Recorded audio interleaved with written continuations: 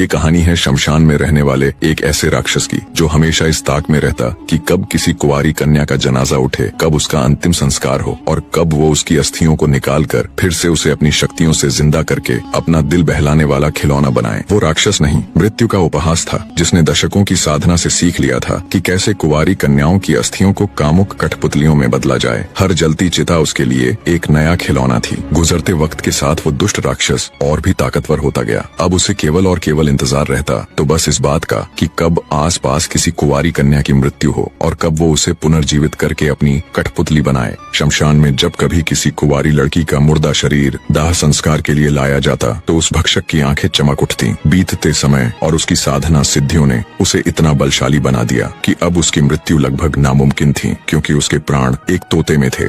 दुष्ट दानव ने उस तोते को ऐसी जगह पर रखा था जहां इंसान तो दूर कोई परिंदा भी पर नहीं मार सकता था। दरअसल वो तोता 7 समुद्रों के बीच बने एक छोटे से कोठड़े में था। उस कोठड़े तक जाने के लिए भी 7 दरवाजों को पार करना पड़ता।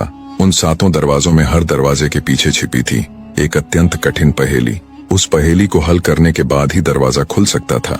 किसी भी मनुष्य के लिए 7 समुद्र पार करना ही नामुमकिन था, पर अगर कोई उस नामुमकिन रास्ते को पार कर भी लेता तो उसकी असली परीक्षा वो दरवाजे लेते, जिस कारण त्रैलोक्यसुर से पार पाना किसी मनुष्य तो क्या किसी देवता तक के लिए असंभव था। ज्यों-ज्यों उस दानव की शक्तियां बढ़ती गईं, त्यों-त्यों उसकी भूख भी बढ़ती चली गई।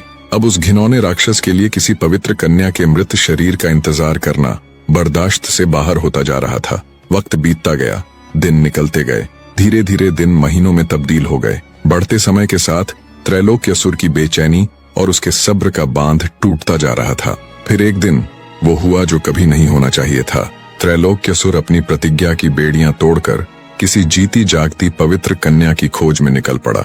जल्दी ही उसकी ये खोज समाप्त भी हो गई।